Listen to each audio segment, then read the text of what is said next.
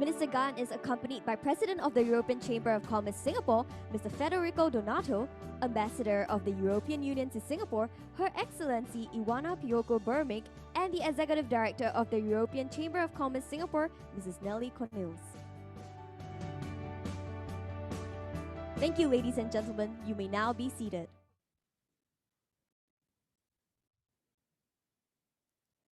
On behalf of the European Chamber of Commerce Singapore, a very warm welcome to the EuroCham Sustainability Awards 2021. Before we begin, we would like to thank our distinguished guests for gracing our event. Our guest of honor, Minister for Trade and Industry, Mr. Gan Kim Yong, as well as the Ambassador of the EU to Singapore, Her Excellency Iwona Piórko.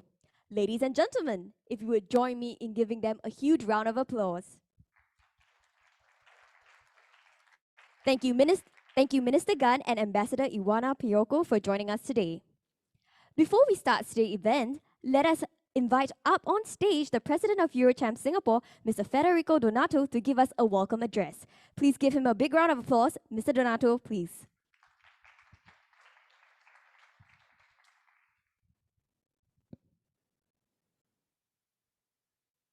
As I was sharing just now, one of the beauty of speaking at these events is that because you are the only one who can remove a mask. So, Minister Gan, Ambassador Piórko, ladies and gentlemen, members and friends of EuroCham, a warm welcome and good evening. I'm really happy to welcome you to our second edition of the EuroCham Sustainability Award. We're going step by step. The first edition was very successfully run last year, sadly on Zoom. This year we are convening in a small room, but at least we can greet physically among few of us. Hopefully next year we'll have hundreds of people all here enjoying drinks and removing masks, even if we're not speaking. You know, today for us it's about celebrating collaboration. It's about celebrating collaborations between European Union and European companies and Singapore.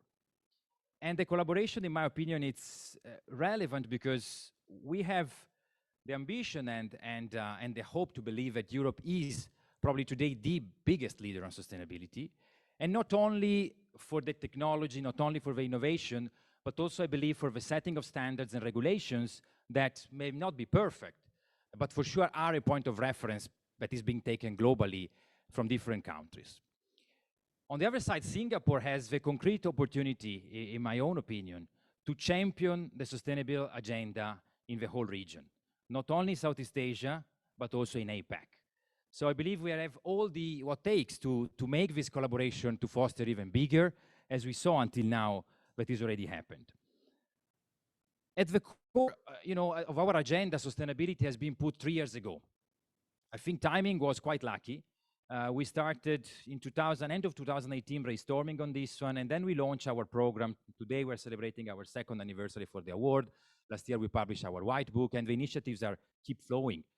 And I think that saying was lucky because then we saw a rush of countries presenting their own agendas on sustainability, their Green Deal for Europe 2 years ago, Singapore most recently for the Green Plan 2030. Many countries announcing, many companies racing to announce their net zero challenge by what year and their targets. And I think that indeed, if you look at the current agenda, not only COP26, but even the G20 recently, the sustainable angle was definitely one of the biggest one probably that was even accelerated by COVID. To remain relevant to our constituency here in Singapore, I think that our challenge is to remain true to the theme that are important for our members and to remain true to the theme that are important for Singapore. So it's a blend of always looking at new thematics, at the same time to keep doing something that is relevant. So this year we are focusing again on green finance and smart mobility. Green finance is somewhere where we cannot think sustainability can happen without. We are in one of the major financial hub in the world, and therefore green finance remain a focus in all its declinations, from green loan to green bonds to green funds, and looking at different parts of the spectrum of the finance business. Smart mobility, of course, we are in the perfect city to test new technology, to test new possibilities, new opportunities. Singapore is perfect for many different angles. We treasure our collaboration with LTA and with many other agencies of the government, many of which report into MTI. But it's also the time that we have to look at what's relevant for our companies and for the community at large. And I'm thinking, with some stretch, we launched this year the category of biodiversity. It was tough, but we wanted to make a point that that's something where ecosystems are really endangered, and in this part of the world more than in others. So I think that we want to stay relevant and also tackle those thematics that are not the simplest to be addressed. We looked at green consumer. If there is one key stakeholder for every company today that is pushing every company to become sustainable are consumers, because without consumers, we don't sell our products, and therefore we pose our attention on green consumer was one of the most participated categories, and we're very proud to be able to give this award this year. Lastly, we look at sustainable workforce, because if it's true that the number one concern, or number two, or anyway, very high on the agenda of every CEOs in global companies is sustainability, then the number two concern is, okay, with what workforce do I achieve sustainability? And so to have a sustainable workforce on one side and to have also a workforce able to tackle all the challenges in sustainability remain key to be able to have a sustainable company. I believe that this effort on sustainability was really appreciated not only by our members. We're seeing an increase in membership. We're seeing members which are willing to be more engaged. So the activity is bustling even more.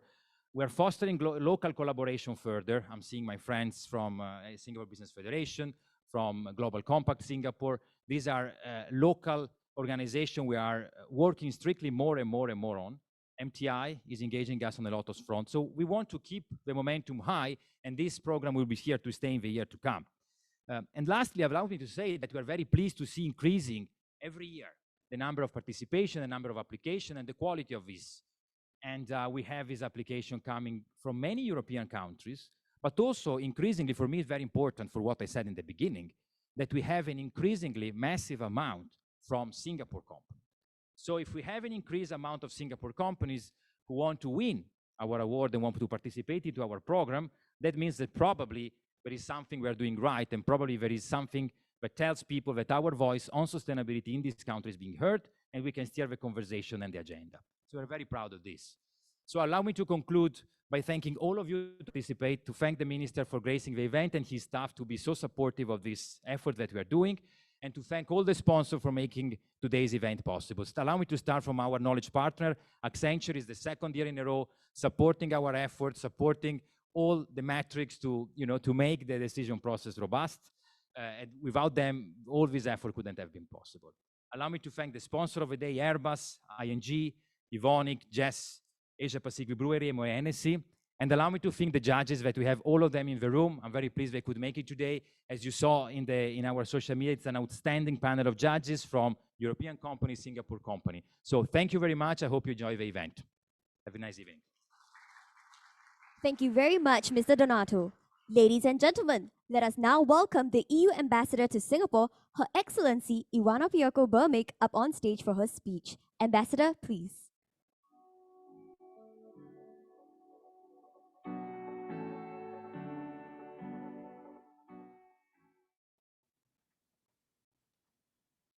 Federico, I'm not Italian, so I'm going to use my notes here to help myself. President Donato, Your Excellency Gan Kim Yong, Minister of Trade and Industry, ladies and gentlemen, good evening to all of you, first of all. It is really a pleasure to participate in such an important and timely event. Important because it stresses, it emphasizes, it reminds us of the key roles that businesses are playing in achieving our sustainability roles and targets. And timely because it happens just 1 week after COP26, as Federico has mentioned. In the past weeks and months, the whole attention of global community was indeed all on Glasgow. And I'm glad that many of the COP26 announcements see, as usual, the European Union and Singapore together firmly side by side. I think about, for instance, the commitments to reduce methane emissions, to stop deforestation, to phase out unabated coal power by 2050, where we've really joined together the global pledges. Now we will need to translate these commitments into actions, and it's obviously more urgent than ever. We all, I think, were struck, especially by the report of the UN Intergovernmental Panel on Climate Change this August. It made it one more time very clear that without action to reduce emissions still in this decade, limiting warming to close to 2 degrees Celsius, let alone 1.5 degrees Celsius, will simply be impossible. This is why we need cooperation at every level, across borders, across continents, Europe and Asia, but also across sectors, business, public sphere, civil society. And the European Union and Singapore are very important partners in this endeavor, especially when it comes to sustainability in very many respects. You will hear from my colleague later on details about that, but let me just mention obviously our European Union Green Deal, our growth strategy, and the Fit for 55 package that made us step up our ambition. Our 2030 emissions reduction target was raised to 55% compared to 1990 levels, as you know, and we have committed to climate neutrality by 2050. And in this country, everybody knows that Singapore adopted the Singapore Green Plan 2030 and submitted enhanced national determined contribution to the UN at the very height of pandemics. And we welcome the words of Minister Grace Fu after coming back or on the way from Glasgow, that the government might review its climate change targets, given the experience in Glasgow and the very active role Singapore government has played there, including in the most difficult part of negotiations on carbon markets. Secondly, we both look at sustainable finance as an engine of transformation. We've discussed this a bit a while ago. As many of you probably know, in mid-October, the European Union issued its first green bond to finance sustainable recovery. We raised 12 billion euros to support green investment for structural changes. This is the world's largest green bond ever so far. And the EU and Singapore are together both members of International Platform for Sustainable Finance, where we work very cooperatively on various issues. And finally, let me mention that both European Union and Singapore, and I think that's very important to say to you tonight, know how much we need the business community to meet these sustainability targets. I've been working on industry for quite some time before coming to Singapore, and it's really striking to see similarity even in the narrative, the wording. So Singapore talks about industry transformation maps, and we in the EU refer to industry transition pathways, but they are frankly very, very similar. It is all about the fact how to involve in our initiatives the business and how to integrate the views of industry into anything we do, into our industry strategies. So, ladies and gentlemen, as you very well know, a lot still needs to be done, and a lot of activities are ahead of us to address the climate emergency, because that's basically emergency. And definitely the work did not end at all with our negotiators leaving Glasgow, all the opposites. We will need to do our utmost to keep 1.5 degrees Celsius within reach. That means a lot of challenges, and you are at the front of these challenges, but that also means a lot of opportunities, and we will all need to play our part. What is certain, if there's one thing that is certain tonight, is that the tonight's finalists are clearly already doing this and playing this part. And I just can imagine that you are all that curious as myself to see who the winners of today's evening are. And I wish all the finalists all the best, and to all of you a great evening. Thank you. Thank you very much, Ambassador. Ladies and gentlemen, please join me in inviting on stage our guest of honor, Mr. Gan Kim Yong, Minister for Trade and Industry of Singapore. Minister Gan, please.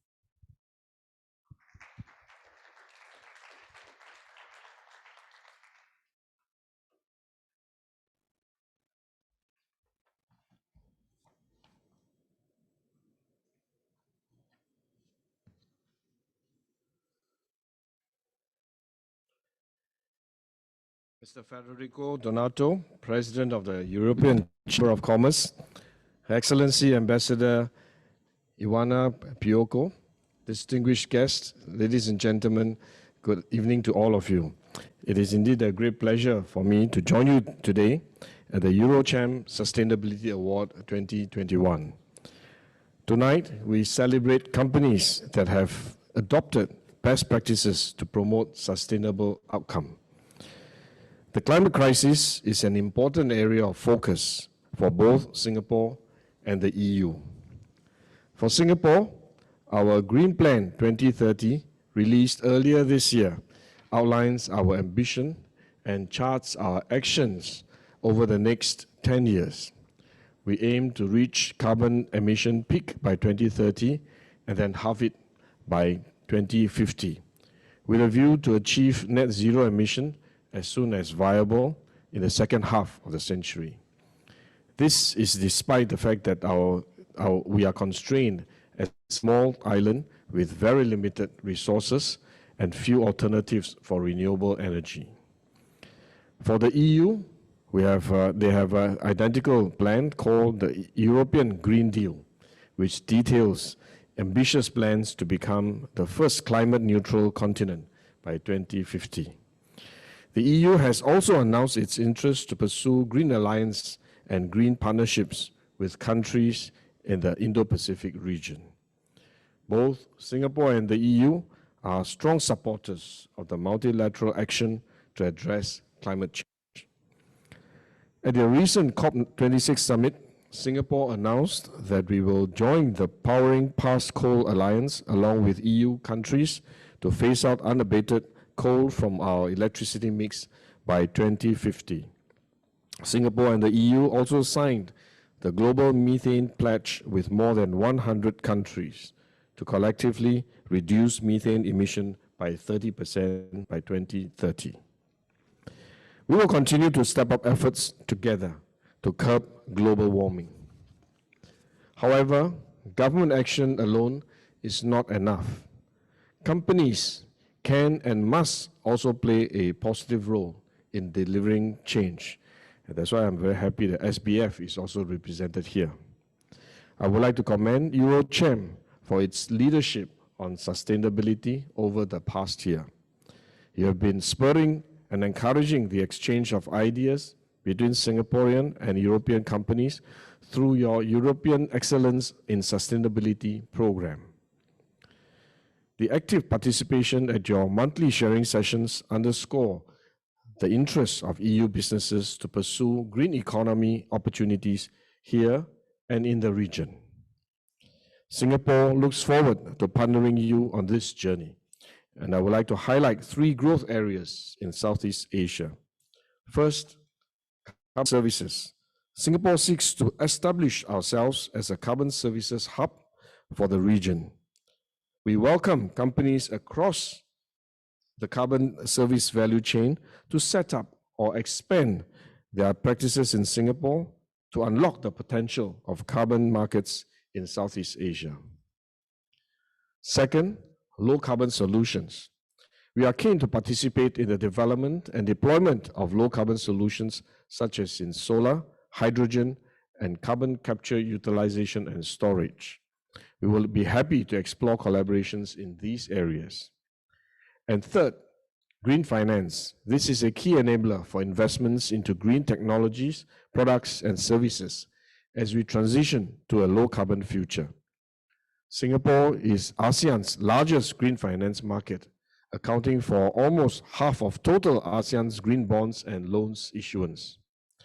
We are keen to partner European financial institutions in developing sustainability-related capabilities in Singapore and growing the range of sustainable finance solutions to serve clients in Asia.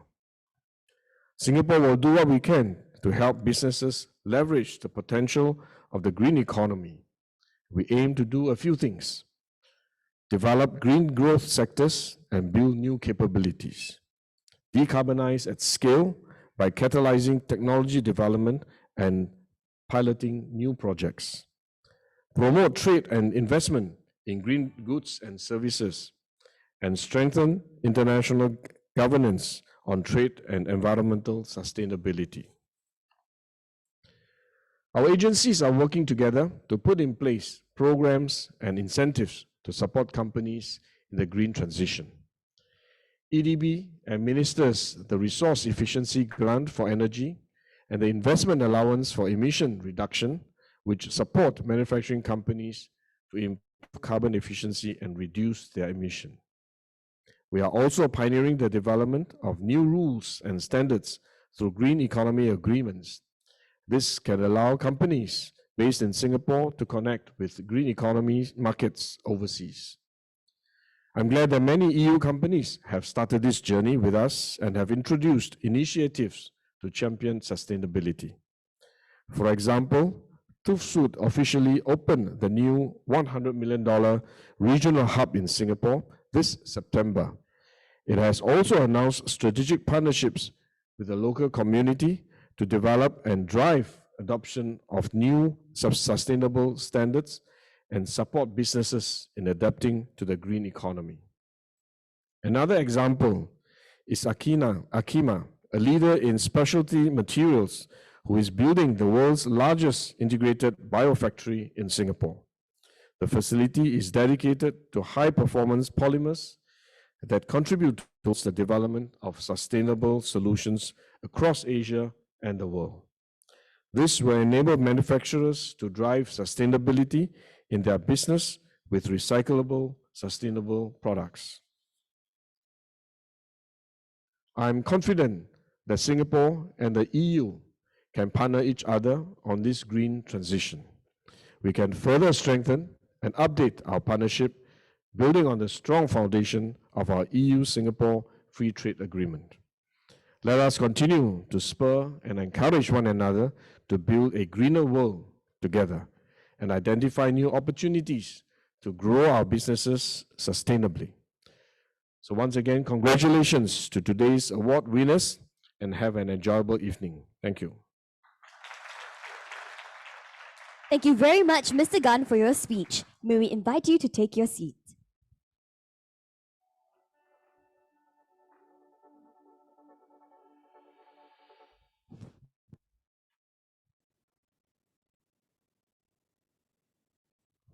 And now, ladies and gentlemen, let us turn our attention to the screens for a brief introduction to the partners, guest judges, and nominees of EuroCham Sustainability Awards 2021.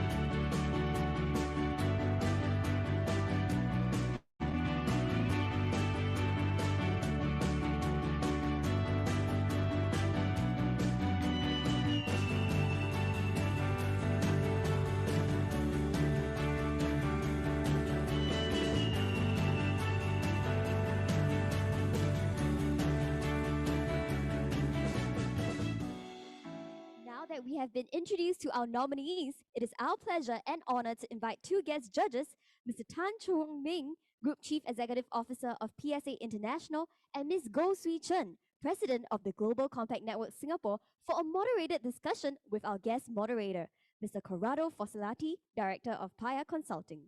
Mr. Forcellati is a familiar face at the EuroCham, as he is also the chair of EuroCham's Sustainability Committee. Mr. Forcellati, Mr. Tan, and Ms. Goh, please.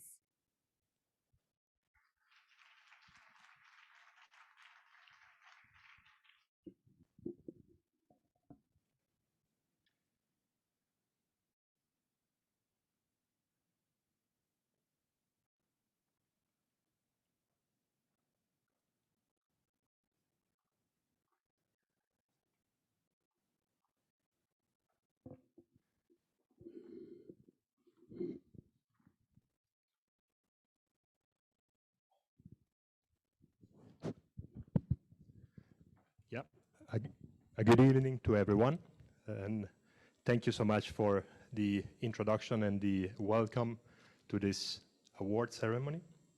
I'm very pleased to have with me today in this panel discussion two distinguished and charismatic leaders, I would say. So Mrs. Swee Chen, President of GCNS in Singapore, Mr. Chong Meng, Group CEO PSA. My name is Corrado. I'm very pleased to moderate the discussion. Just to set a little bit the scene before we can get into the discussion. I was listening into the judges when you were deliberating about the criteria to apply for the selection of the winners. And it was actually quite interesting to listen into the conversation that the judges were having, because you realize that when we are looking at sustainability and sustainability awards, this is beyond the environmental consideration. This is no longer just looking at the impact we have on the environment, but it's increasingly actually on social. It's increasingly about the economic impact. And as I was listening into the conversation among the judges, then Ms. Go and Mr. Tan, you brought up a few interesting points, few interesting criteria that I reacted upon. From yourself, I heard positive impact. So all along during the selection of the and the judgment of the candidates, this positive impact came up very often, and I will get back to you on that. From your side, I heard aspiration.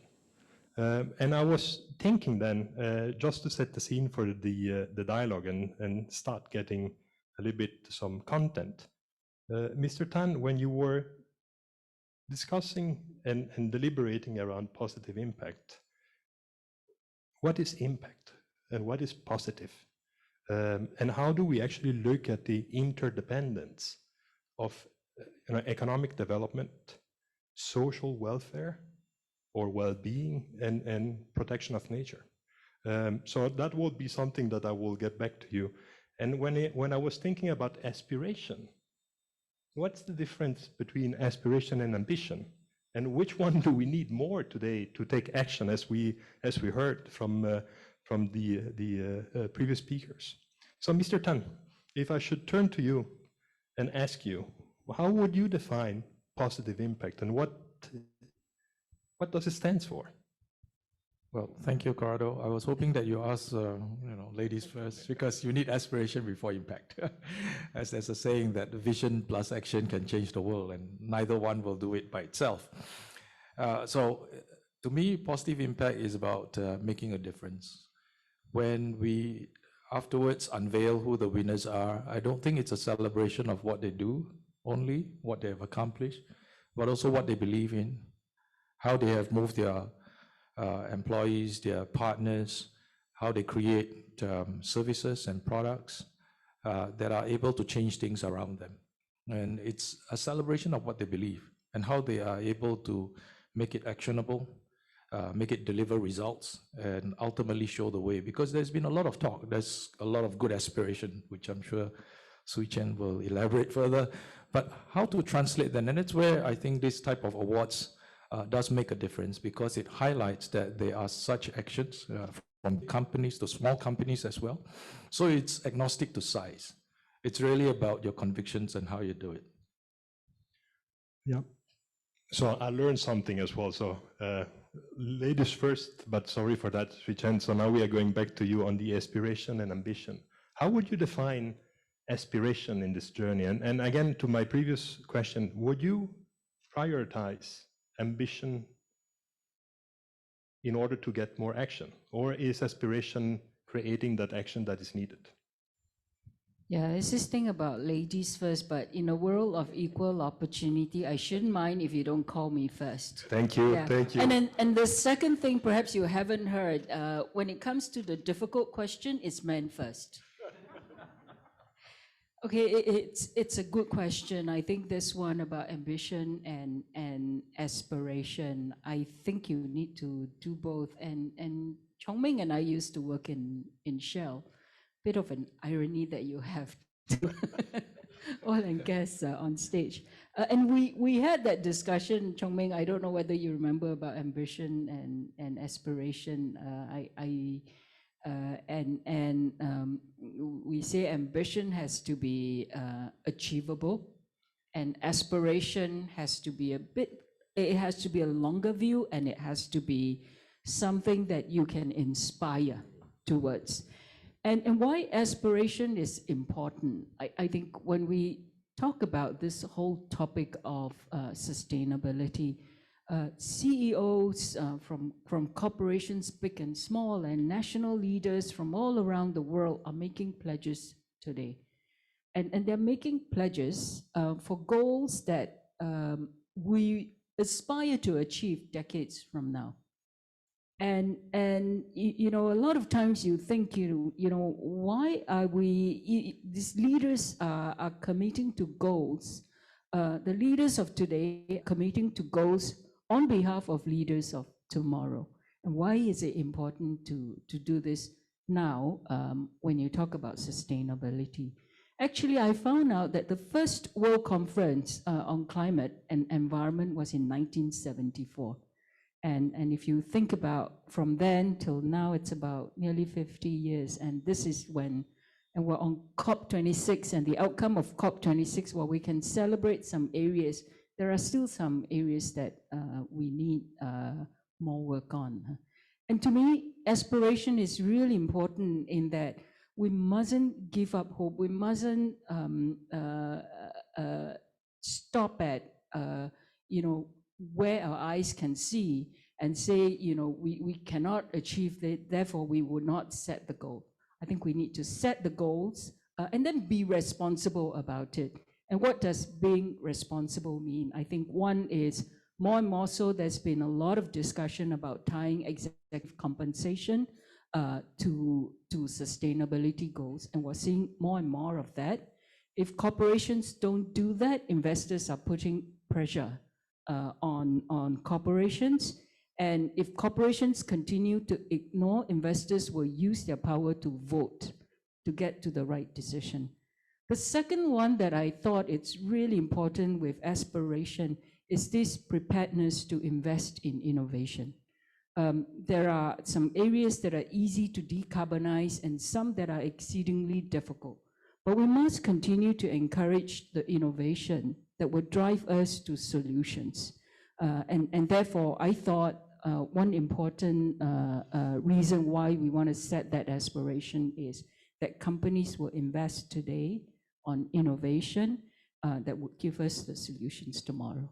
Yeah, thank you. And I can relate that to Mr. Gan's 3 points.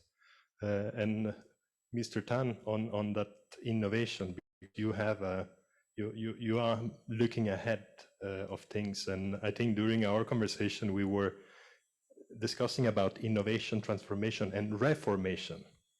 So how important will that aspiration be to reform? Well, certainly aspiration should be the foundation for reformation. And the reason why we chose the word reformation to talk around instead of transformation, because in our chat, we said most people want to perform and transform. That seems to be easy. After you've delivered, you want the next mile. And so you want to change from what you're doing to the next better thing. But reformation is one where you change who you are. And I think behind a lot of the debates, there is not enough of that conviction, common conviction that we've got to change who we are, because we still fly the same way, we travel the same way, and a lot of things that we do that we haven't truly changed. And so we may transform some of the things we do, some within our actions and business processes and so on. But fundamentally, this world has to be different. And we haven't got the true foundations of a circular economy. Our emissions are created by what we want, and then we produce, which is still linear, by consumption, which is linear, and then destruction, which is also fairly linear. And we're just beginning, and there's some good examples in our awards that really show that if we are determined, we can actually bend the way we impact the world. And then the rest is mobility choices and how we live our lives, and sustainable living, which is one of the Green Plan objectives. And so if you think about all the little changes that need to take place for this world to be different, it's beyond a transformation and hence a reformation. Very shortly, mindful of time, quick question to both of you. If you should be on the panel 2022 for the award, besides positive impact and aspiration, what other criteria can you anticipate will be relevant? Now I'll go first here. See, always. Now you got it right this time. Actually, I want to just build on Chong Meng's point about reformation. I think a lot of times when we think about environment, sustainability, we lop it over to the other side and say, you oil and gas company, you heavy polluters, you need to do something. But one of the biggest change that could happen is this looking at yourself and say, you as an individual, what would you do as a leader, as a consumer, as a, whatever role that you play? And I think we don't have enough conversation about how we are going to contribute to this challenge. And so I would look in 2022, I would look for insights as to how companies drive that change. Thank you, Swee Chen. Yep, and I think that's a good one, Swee Chen, and we, I think, do have one or two companies that we celebrate today who demonstrate good practices there, but what difference does it make? The other thing that I would look for would be hopefully a bit more of measurable outcomes. And I mean, if you think about green finance, and so today we have data, I won't be giving the winner away, but the company started a number of years ago, and in that place that they operate, about X% is already of financing and growing very fast in terms of the green finance composition of their total books. But what impact has that green finance delivered? And hopefully, I think we should start to really demand results, and hopefully the awards will also reflect that. Yeah, with that, Mrs. Go, Swee Chen, Mr. Tan, Chong Meng, thank you so much. Thank you.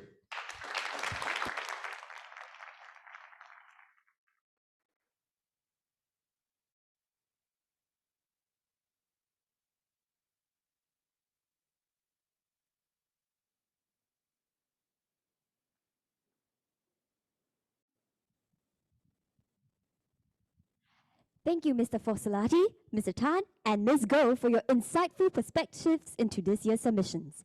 And now, ladies and gentlemen, we are honored to share with you the special remarks Mr. Marc Vanheukelen, Ambassador at Large for Climate Diplomacy for the European External Action Services. Mr. Vanheukelen has just come back from Glasgow, where COP26 was held. Please pay attention to the screen. Good afternoon, ladies and gentlemen. Let me begin by thanking the European Chamber of Commerce in Singapore for inviting me to speak at this year's Sustainability Award ceremony, and welcome the presence of Trade and Industry Minister Gan Kim Yong at this event. This is a great event to underline the importance of concrete initiatives by companies to make our economies and societies more sustainable, which in practice means making sure that through the conduct of our businesses and methods of production, we avoid causing irreparable damage for the generations to come. One of the most prominent, truly global sustainability challenges is keeping climate change in check. We've just come back from Glasgow, where COP26 was held.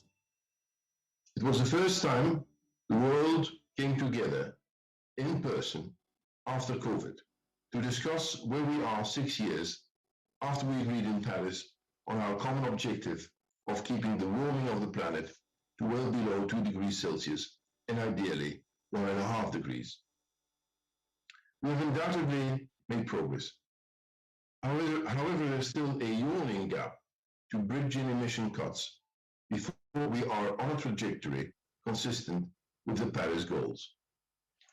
The task is tremendous and calls for the large-scale mobilization of finance, technology, and changes in behavior to achieve the transition to the low-emission society in the short time span we still have available.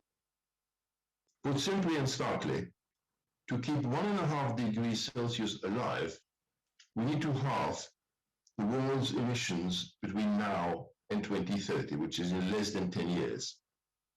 We will only have a fighting chance to pull this off if all of us, in Europe, in Singapore and elsewhere, deploy our ingenuity to move away from fossil fuels and use our land and forests to remove carbon. Governments around the world need to set the enabling framework for the transformation of our economies.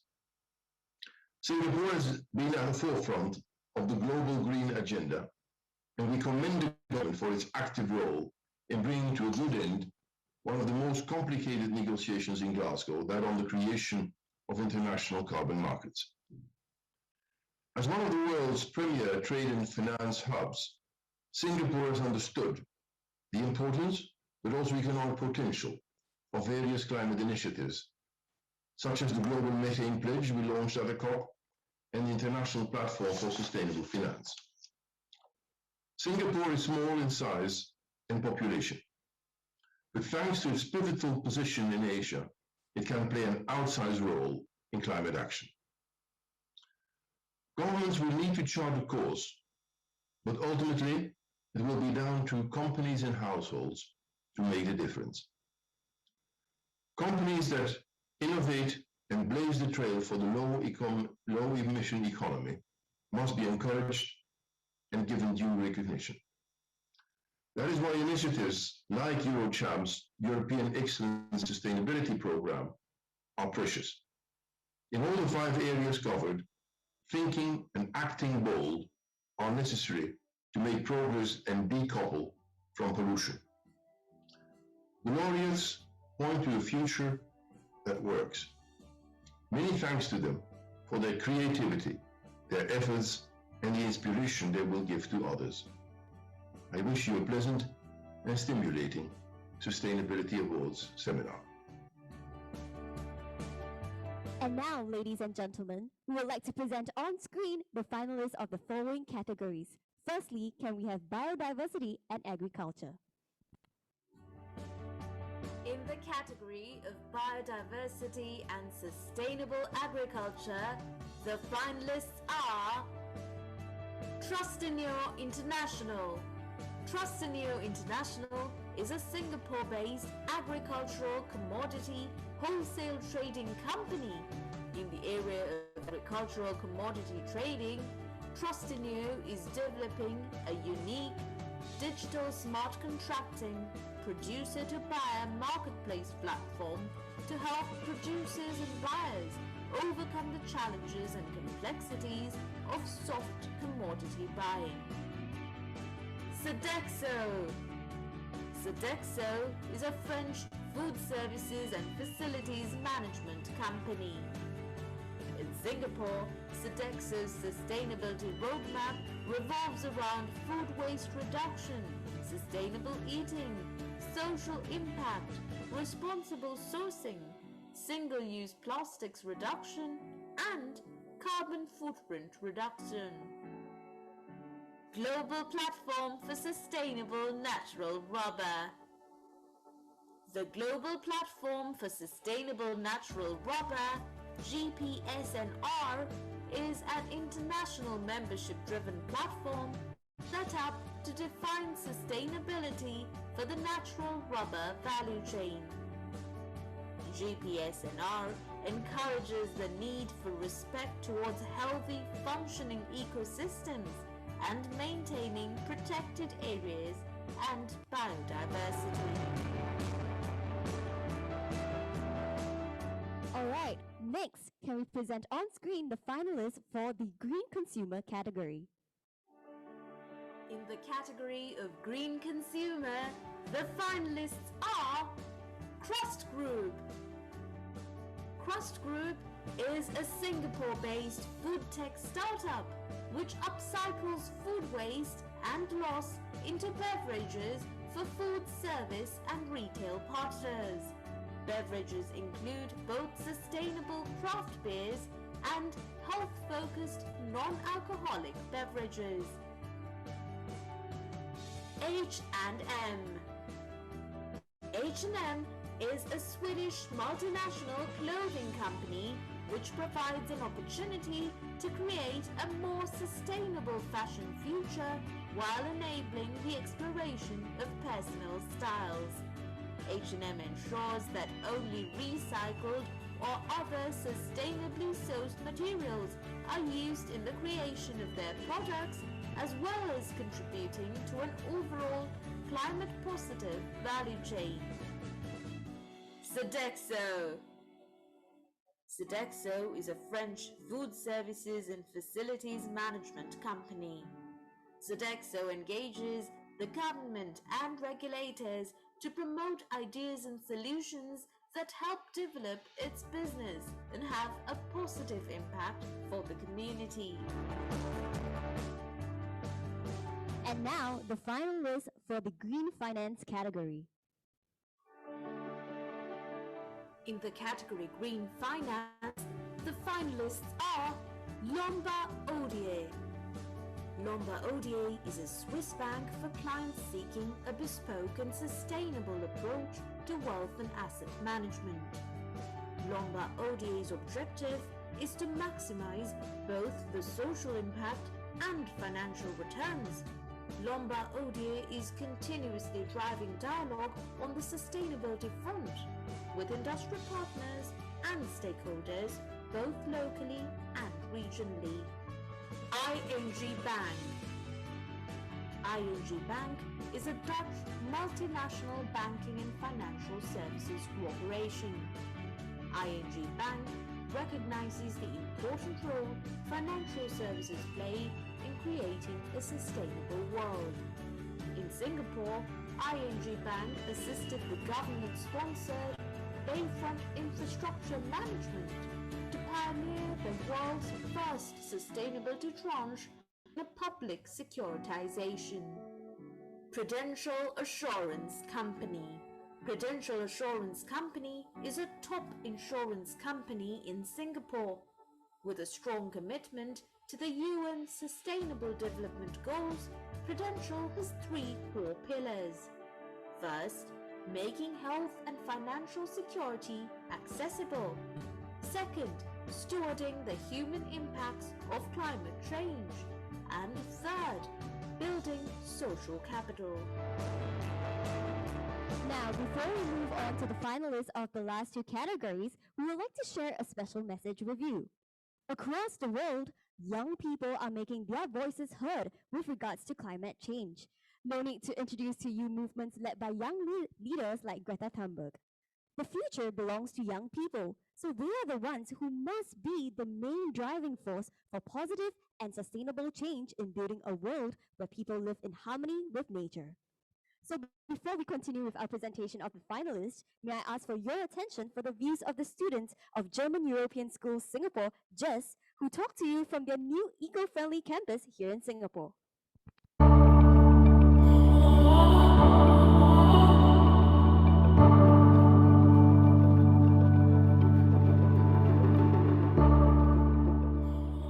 Hi, my name is Katarina, I'm 18 years old and I'm from GESS. I'm Roxanne. I am 15 years old and I am from GESS. My name is Tyler. I am 11 years old and I am from GESS. And we care about sustainability.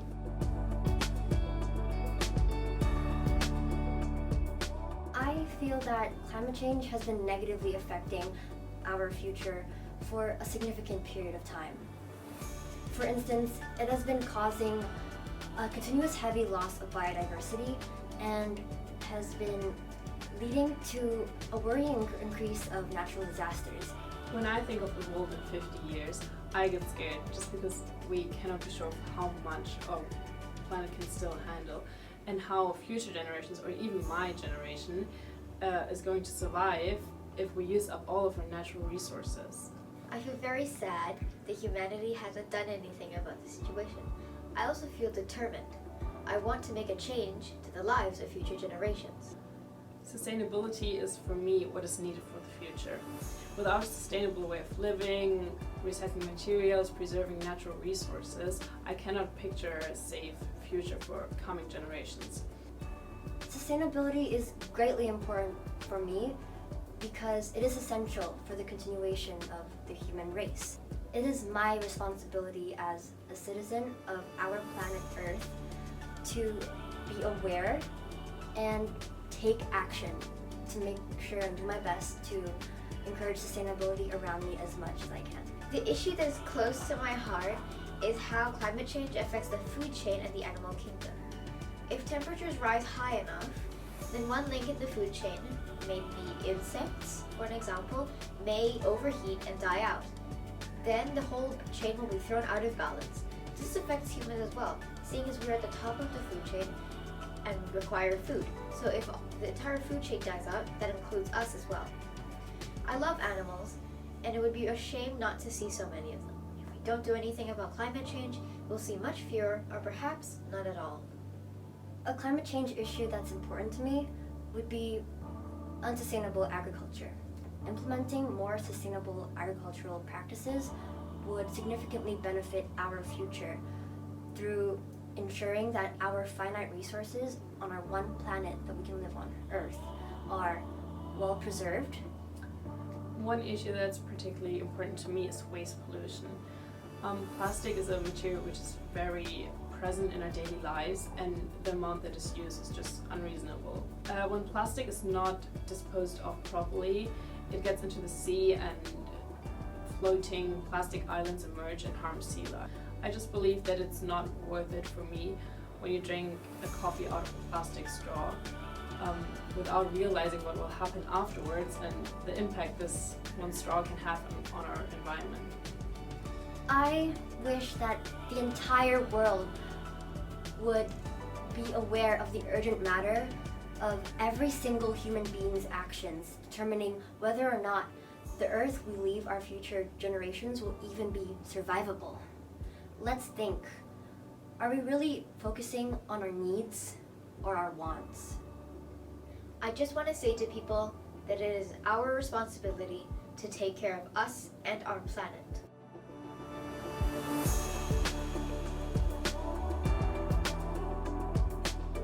Thank you, European Chamber of Commerce, for making sustainability your main area of focus for 2021.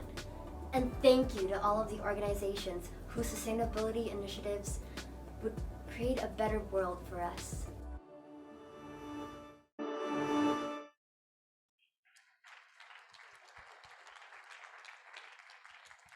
And now, ladies and gentlemen, the finalists for the category Sustainable Workforce. In the category of Sustainable Workforce, the finalists are Pernod Ricard. Pernod Ricard is a French company and one of the biggest global producers of wine and spirits. Through various partnerships across different markets and covering a variety of programs related to their sustainability commitments, Pernod Ricard seeks to raise the industry standard to better address sustainability concerns and solve alcohol-related societal problems. Prudential Assurance Company. Prudential Assurance Company is a top insurance company with 1,212 employees in Singapore. Prudential encourages a performance-driven culture underpinned by strong values. The assurance company has made available mentors to guide and coach their employees to better navigate their professional career and networks within the organization. Singtel. Singapore Telecommunications Limited, or Singtel, is Asia's leading communications technology group with 12,391 employees in Singapore. With the advent of 5G and next-generation technologies, the company is deepening its focus on innovation to empower enterprises and consumers with the requisite digital solutions. And now, the finalists for Smart Mobility. In the category of Smart Mobility, the finalists are Volvo. Volvo is a Swedish automotive manufacturer. In order to drive industry and society forward, Volvo delivers innovative solutions that improve everyday life for people and for entire cities. ENGIE. ENGIE is a French multinational utility company which specializes in low-carbon energy and services. In close partnership with Comfort Delaware and with support from Urban Redevelopment Authority, ENGIE has launched the URA project, which will avail 480 electric vehicle charging points for 12 years to the residents of Singapore. Airbus. Airbus is a European multinational aerospace corporation. The company pioneers sustainable aerospace for a safe and united world. In APAC and in Singapore, Airbus is currently in dialogue with the government and industry to prepare for a zero-emission, hydrogen-based aviation future. Ladies and gentlemen, it is our pleasure to introduce to you for the very first time a new special category this year, Judges' Choice. As a result of receiving so many outstanding submissions, the judges were compelled to create a category that reflects an entry that was not the winner of the 5 categories, but worthy of a prize on its own. And the winner of this special category is CMA CGM Asia Pacific Limited. In the special category of Judges' Choice, the winner for 2021 is CMA CGM. CMA CGM Group is a French container transportation and shipping company. Serving over 420 ports on 5 continents globally, CMA CGM Group's sustainability mission is to encourage more balanced economic exchanges, enabling both economic and social development whilst respecting the integrity of all people and the planet. May we now invite on stage Minister for Trade and Industry, Mr. Gan Kim Yong, as well as the EuroCham President, Mr. Federico Donato, for the presentation of the awards to the winner of this year's EuroCham Sustainability Awards. Minister Gan and Mr. Donato, please. Can we also invite winners to remain at the side of the stage for a group photo at the end of the whole presentation ceremony? So once you've collected the award, please do remain at the left side of the stage. So now, can I first invite on stage for receiving of the trophy, Mr. Thomas Casudo, Managing Director of CMA CGM Asia Pacific. Mr. Casudo, please.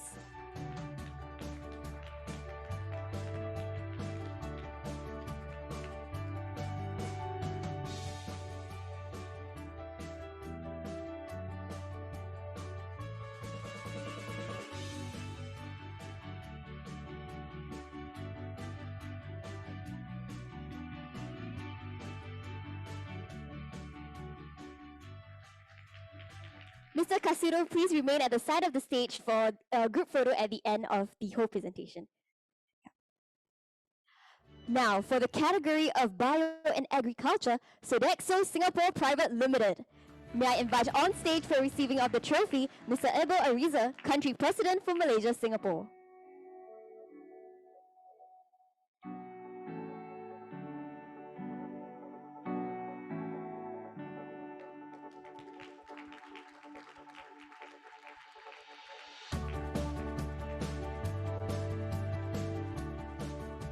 Mr. Ariza, please remain at the side of the stage. Thank you. For the category of Green Consumer, H&M, Hennes and Moretz Private Limited. May I invite on stage for receiving of the trophy, Ms. Marian Dang, Sustainability Manager at H&M Southeast Asia.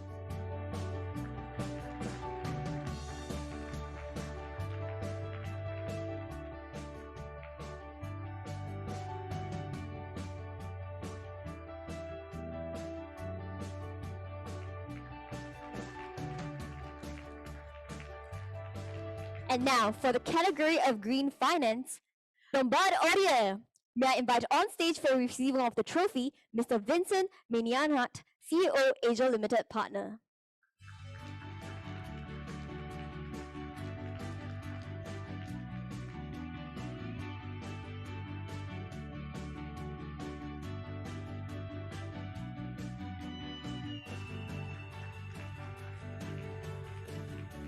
For the category of Sustainable Workforce, Singapore Telecommunications Limited.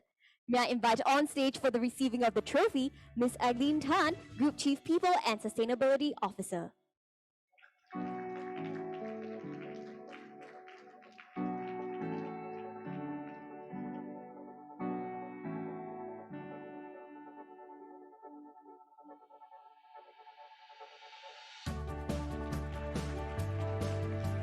And last but not least, for the category of Smart Mobility, ENGIE Southeast Asia. May I invite on stage for the receiving of the trophy, Mr. Thomas Baudelot, CEO Southeast Asia.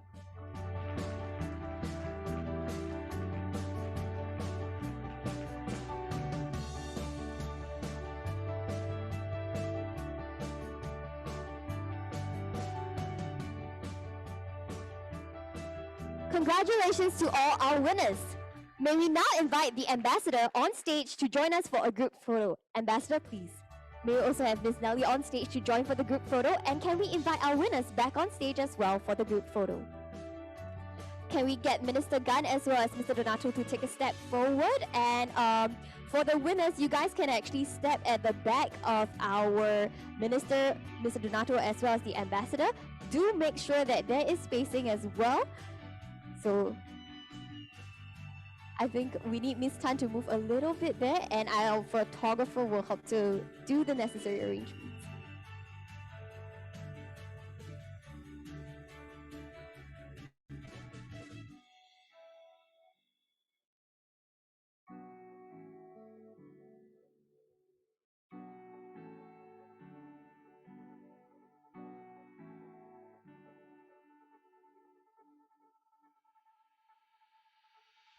Thank you, Minister Gan, Ambassador, and Mr. Donato. And a huge congratulations to all our winners. May we now invite you to take your seats.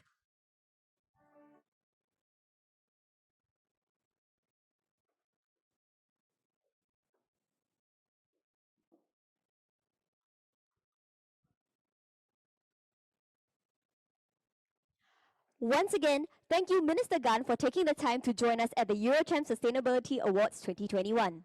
Ladies and gentlemen, let's present Minister Gan with a round of applause. For the next part of our program, may we welcome on stage our guest moderator, Ms. Alison Kennedy, Managing Director, Southeast Asia Strategy and Consulting Lead at Accenture, to moderate a panel discussion with the winners of the awards categories, Sustainable Workforce and Green Finance. So now, can we invite Ms. Aileen Tan, Group Chief People and Sustainability Officer, to represent Singapore Telecommunications Limited, as well as Mr. Vincent Magnanot, Limited Partner and CEO Asia Pacific, to represent Lombard Odier Group. Ms. Tan, Mr. Magnanot, as well as Ms. Kennedy, please.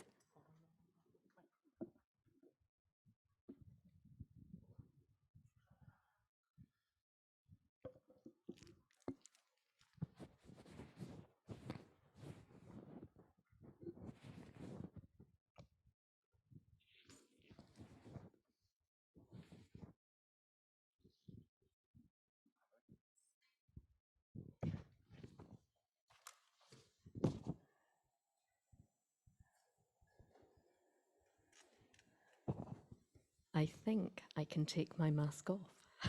Very good. Very good, very good. Well, thank you everyone, and what a wonderful evening. Isn't it kind of wonderful to be here together?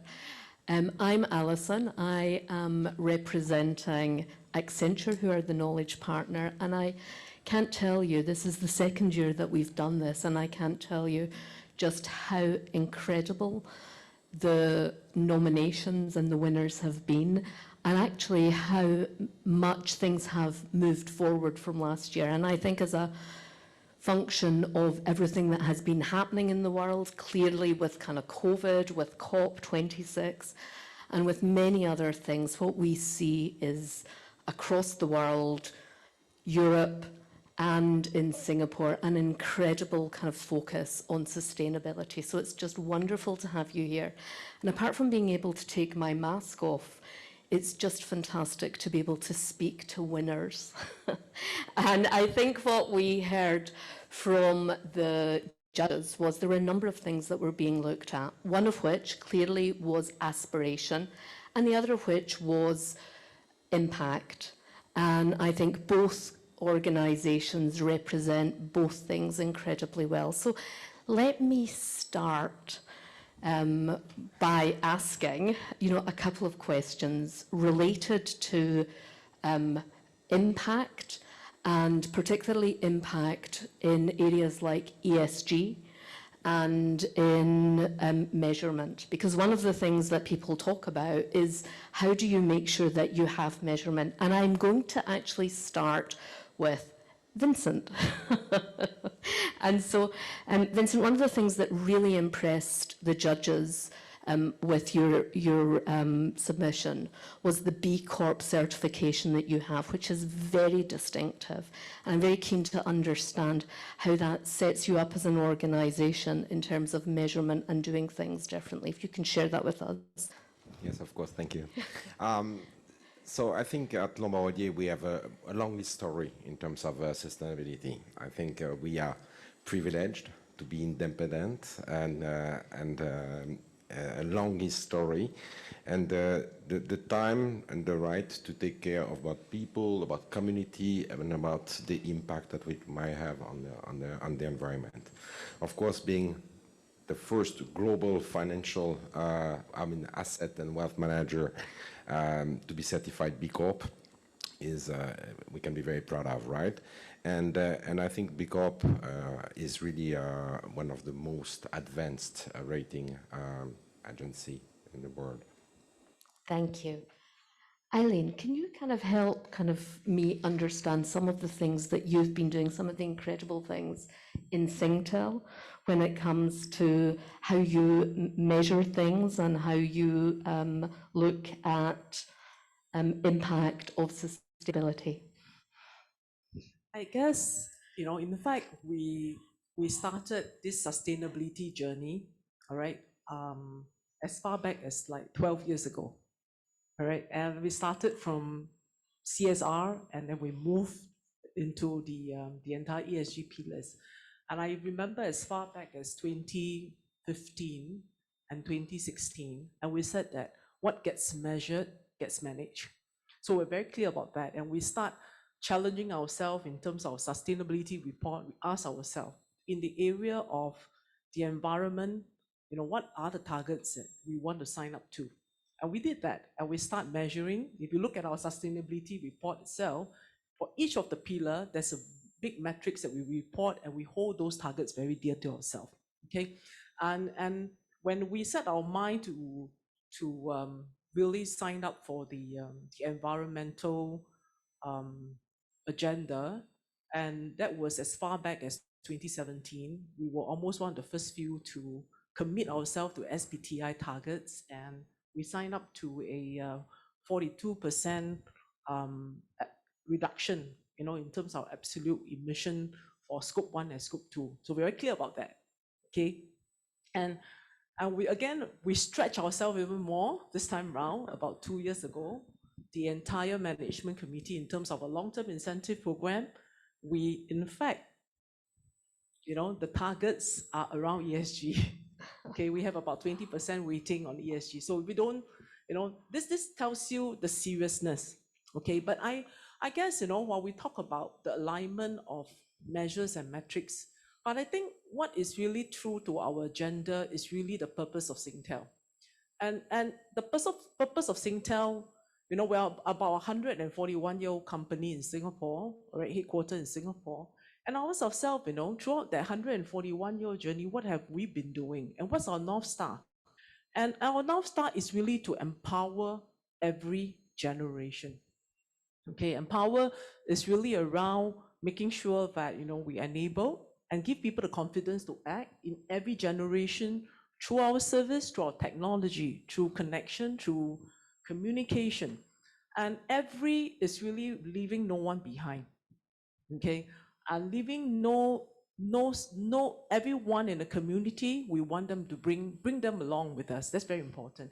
And the generations is obviously not just the generations, the last generation to this generation to the next generations, but also within this era, we have generations of people, right? And we empower, for instance, in the work that we are doing on digital inclusion, we help special needs. Yeah. But all the way during COVID, we realized that actually we do have a very huge digital separation, and that's really around the silver talents, the silver generation. And that's why we also start to make sure we bring them on board with us. And I think that is kind of a theme that we are seeing across the board. Actually, ESG and impact, it's no longer only environmental, it's critically important, but I think we heard earlier people say the social aspects.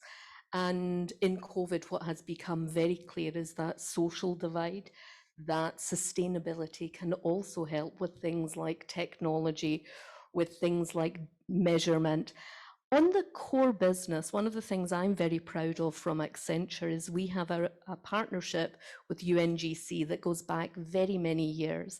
And at COP last week, we launched our latest CEO report.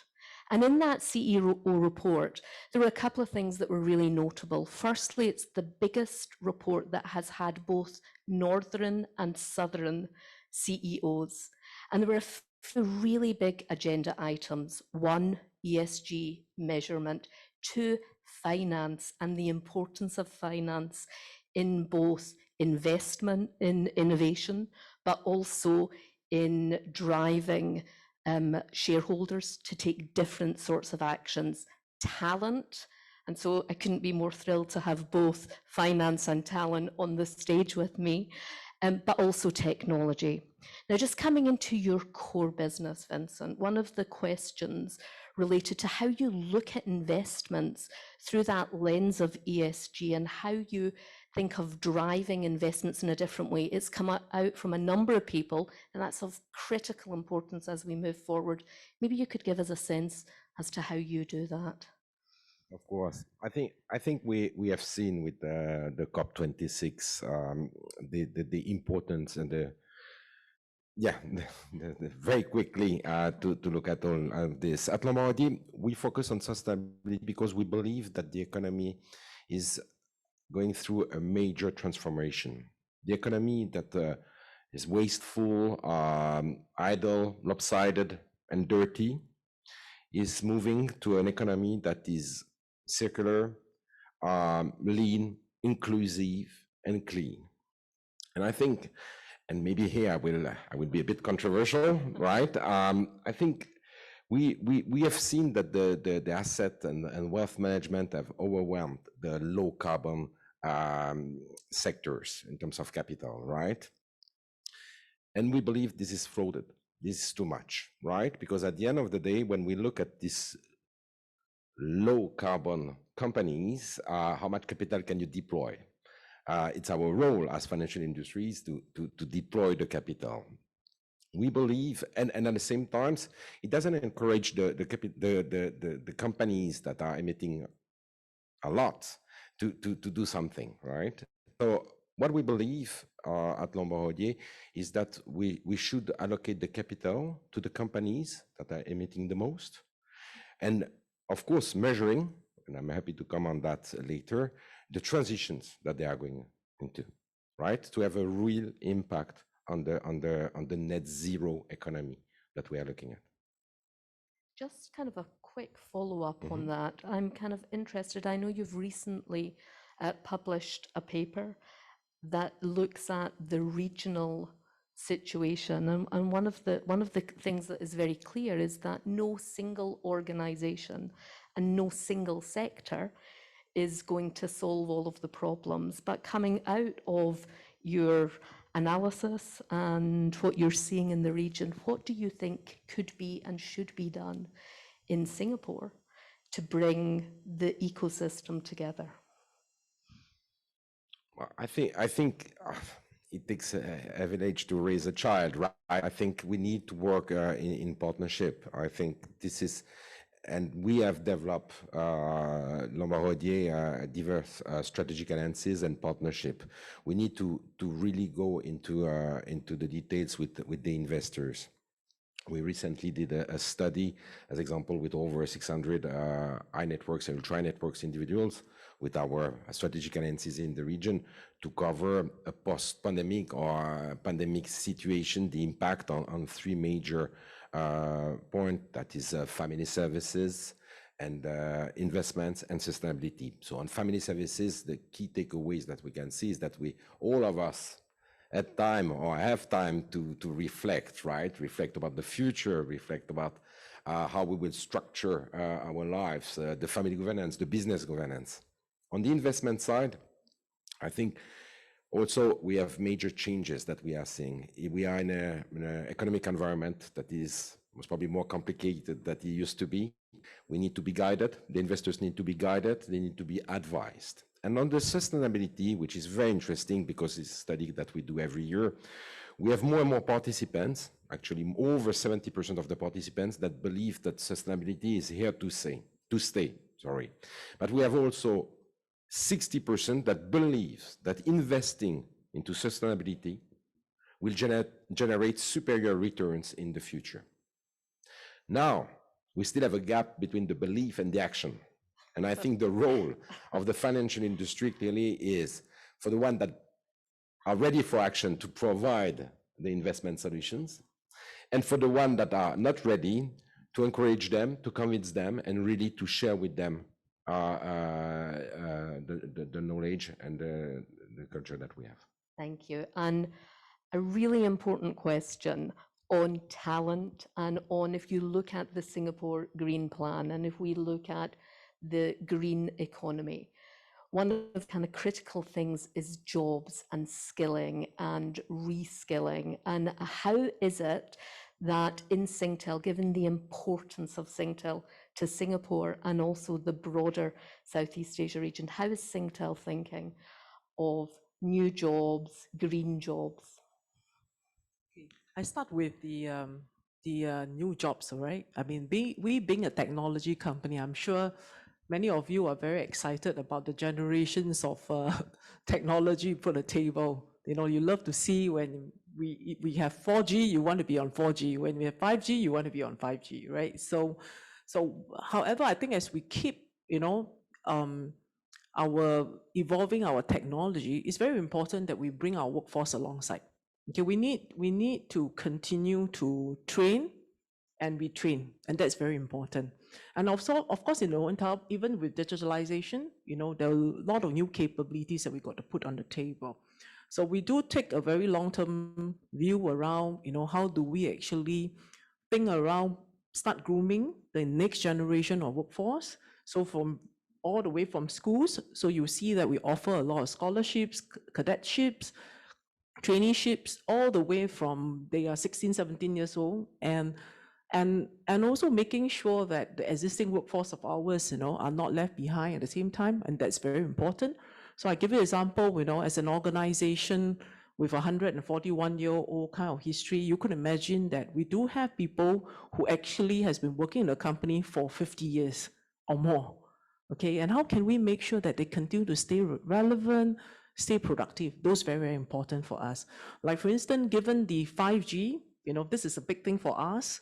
And, we would have to retrain around, or rather train around close to about 3,000 over people within just a period of 2 years, right? So when we launch like digitalization, same thing, within 2 years, we have to make sure that we bring about 4,000 people through to reskill them.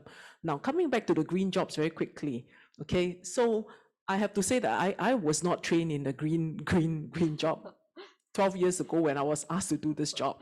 Right? So how I'm being governed is really through my passion. I do have a lot of interest in this area. And I love the ecosystem, the wonderful partnerships that we have. And we learn along the way, we share. And we continue to bring people on board, and we realize that, the very key thing is to make sure that, all our employees understand why ESG is so important to the organization. So when we have our Learning Fiesta, which is our learning day, we dedicated one whole day on sustainability as agenda for all our employees. Okay, just to give you some, the importance of it. Of course, at the same time, we continue to strengthen the various roles around sustainability, whether it's in the area of environment, in the area of social, in the area of governance. In fact, I was just working on a piece of paper around ethics and compliance this morning, right? So, but bringing the entire organization and continue to upskill and reskill will be a very key agenda for us. Eileen, I could talk to you all day. Vincent, I could talk to you, but of course, we're standing between dinner. So I would like to say thank you and invite everyone to just say congratulations again to our winners and to all of our participants. Thank you very much. Thank you. Have a wonderful evening. Thank you.